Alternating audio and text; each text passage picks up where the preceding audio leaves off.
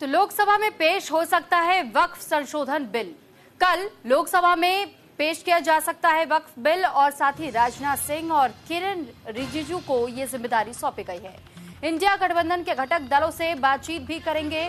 तो 2 अप्रैल यानी कल लोकसभा में वक्फ संशोधन बिल पेश किया जा सकता है। केंद्र सरकार ने बिल को पेश करने की तैयारी भी कर ली है। राजनाथ सिंह और किरेन रिजिजू को इंडिया गठबंधन के घटक दलों से बिल को लेकर बातचीत करने का जिम्मा सौंपा गया है। तो आपकी जानकारी के लिए बता दें कि वक्फ संशोधन बिल को लेकर लंबे समय से ये मांग उठाई जा रही थी कि इसमें भी संशोधन होना चाहिए और एक तबका ऐसा भी था जो कि इसके विरोध में खड़ा था। इसके बाद से जैसे ये मामला सामने आया कि संशोधन में कई ऐसे मूल बिंदु हैं जिन पर ध्यान दिया जा रहा है और उनमें संशोधन करने की बात कही गई है और जिसको लेकर के AIMPLB खासतौर पर all India Muslim personal law board की ओर से इसका विरोध जाहिर किया गया और ये कहा गया कि इसमें जिस तरह संशोधन की बातें सामने आ रही हैं, ऐसे में सिर्फ ये प्रयास किया जा रहा है कि कैसे वक्फ बोर्ड की शक्तियों को कम किया जा सकती है और साथ ही साथ कहीं ना कहीं इसमें मुस्लिम समुदाय को दबाने की कोशिश भी की जा रही है। दूसरा ये भी मामला सामने आया जिसमें केंद्र सरकार की ओर से भी बार बार ये अपील की गई कि जानबूझ करके लोगों के बीच भ्रम ना फैलाया जाए। इसमें ऐसा कोई भी संशोधन नहीं है जिससे किसी को भी कोई नुकसान या हानि हो।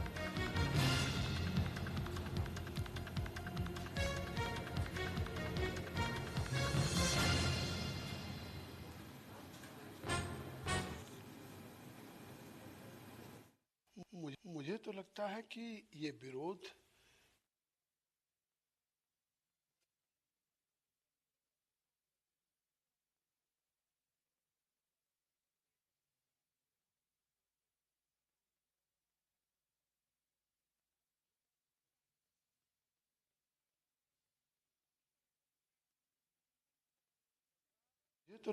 कि ये विरोध कहीं न कहीं एक सोची समझी रणनीति के तहत है। नहीं तो ये रमजान का महीना था। कल ईद में जिस तरह से all India Muslim personal law board ने कहा कि काली पट्टी बांध करके जाएं, तो कल इबादत का दिन था। अलविदा की जुमा इबादत का दिन था, लेकिन all India Muslim personal law board ने इस पवित्र रमजान के महीने को इबादत की जगह सियासत बना दिया। और पूरी सियासत, क्या कभी एक महीने जो रोजेदार उपवास रखते हों, रोजा रखते हों, उस रोजे के बाद अगर लोग प्रेयर कर रहे हैं अपने गॉड के नाम पे, अल्लाह के नाम पे, उनको कहा जा रहा है कि काली पट्टी बांध करके जाइए। अरे भाई, अगर आपको प्रोटेस्ट करना है, राजनीति करनी, तो जंतर मंतर पे करिए। वो आपने किया। आपने राजनीति किया जाकर के पटना में नीतीश कुमार पे दबाव डालने के लिए, वहां पे धरना दिया।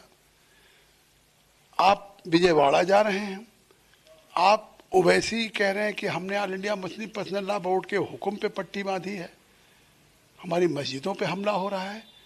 किस तरह से लोगों को झूठ बोल करके गुमराह किया जा रहा है।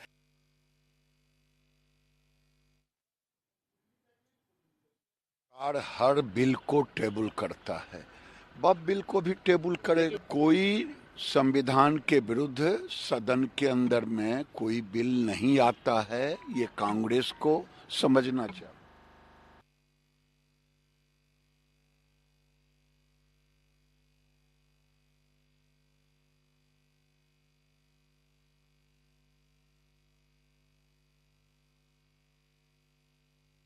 हर अच्छे कार्य का विरोध होता है, वैसे ही वक्फ संशोधन विधेयक पर भी ये हो हल्ला हो रहा है। लेकिन मैं कहता हूं, जो हो हल्ला कर रहे हैं, इनसे पूछना चाहता हूं कि इन्होंने कोई ऐसा काम वक्फ बोर्ड के माध्यम से किया हो जो वेलफेयर का हो। छोड़िए, सब समाज की बात छोड़िए, मुस्लिम समाज का ही कोई कल्याण किया हो उस प्रॉपर्टी का। ये व्यक्तिगत स्वार्थ का एक अड्डे बने हुए हैं। चंद लोगों के लिए लूट खसोट के अड्डे बने हुए हैं। किसी भी सरकारी प्रॉपर्टी पर जबरन काबिज करने का एक माध्यम बना हुआ है। और रिफॉर्म इस समय की मांग है।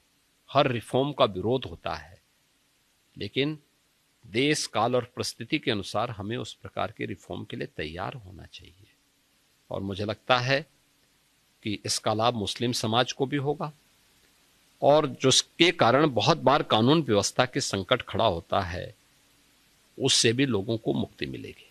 हर अच्छे कार्य का विरोध होता है, वैसे ही वक्फ संशोधन विधेयक पर भी ये हो हल्ला हो रहा है। लेकिन मैं कहता हूं जो हो हल्ला कर रहे हैं इनसे पूछना चाहता हूं कि इन्होंने कोई ऐसा काम वक्फ बोर्ड के माध्यम से किया हो जो वेलफेयर का हो। छोड़िए, सब समाज की बात छोड़िए, मुस्लिम समाज का ही कोई कल्याण किया हो उस प्रॉपर्टी का।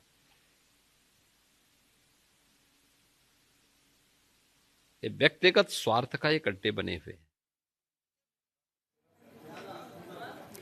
तो वहीं वक्फ संशोधन बिल पर ओवैसी का भी अब बयान सामने आ चुका है। ये वक्फ बिल असंवैधानिक है। ये वक्फ बिल नहीं है बल्कि ये वक्फ बर्बाद बिल है। वक्फ संशोधन बिल पर एआईएमआईएम प्रमुख असदुद्दीन ओवैसी ने कहा कि ये वक्फ बिल असंवैधानिक है। ये बिल अनुच्छेद 14, 25, 26, 29 का गंभीर उल्लंघन है। ये वक्फ बिल नहीं है बल्कि ये वक्फ को बर्बाद करने वाला बिल है। ये सब इसलिए किया जा रहा है क्योंकि इसका एक ही मकसद है, मुसलमानों से नफरत। जो बातें दूसरे समुदायों के लिए सही है वो यहाँ कैसे गलत हो सकते हैं।